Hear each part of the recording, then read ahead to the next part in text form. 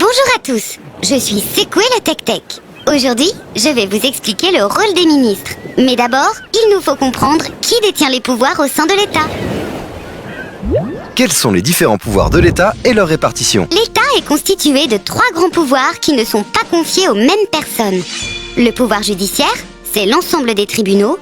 Le pouvoir législatif, c'est celui d'écrire et de voter des lois. Le pouvoir exécutif est celui qui nous intéresse aujourd'hui. Il dispose de l'administration et de l'armée. Il appartient au gouvernement. De qui est composé le gouvernement? Le président de la République, les ministres et leurs collaborateurs. Ces femmes et ces hommes, désignés par le président sur une suggestion du Premier ministre, dirigent la politique de la nation. Il y a différents types de ministres. Les ministres d'État, ce sont des ministres à qui est attribué un titre honorifique compte tenu de leur personnalité ou de leur représentativité. Les ministres, ils sont à la tête d'un ministère dont les contours varient selon les gouvernements. Les secrétaires d'État, ils assistent un ministre dans un domaine précis.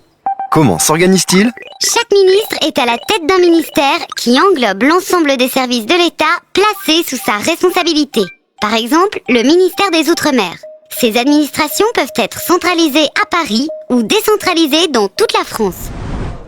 Le ministre a un cabinet composé des collaborateurs qui l'aident dans sa mission. Le directeur de cabinet organise le travail, le chef de cabinet fait l'agenda du ministre, les conseillers sont des spécialistes d'un domaine spécifique. Comment travaillent-ils?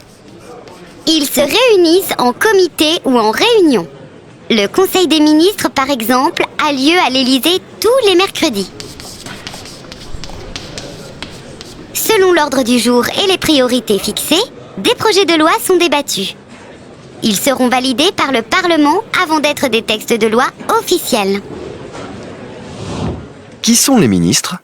Leur nombre et leur titre varient. Ainsi, si les ministères du numérique ou du développement durable sont relativement récents, des constantes reviennent, comme l'éducation ou l'outre-mer.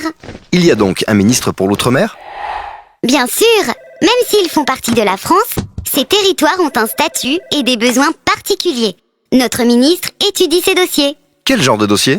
Ce sont ceux du ministre de l'Intérieur, mais adaptés à l'organisation des territoires. Il coordonne les actions des ministères qui interviennent en Outre-mer, comme l'éducation, la culture ou le logement.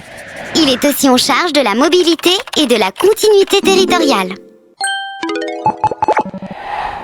Les ministres sont donc les acteurs de la politique nationale. Ils dirigent le pays. À bientôt dans un nouvel épisode.